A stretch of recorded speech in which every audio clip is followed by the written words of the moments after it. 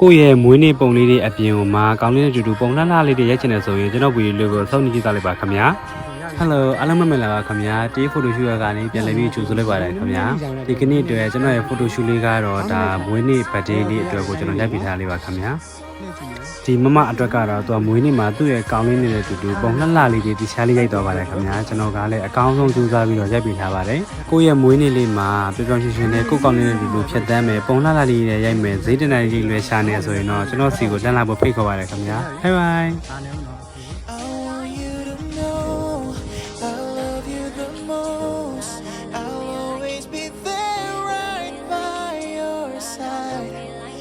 Baby, you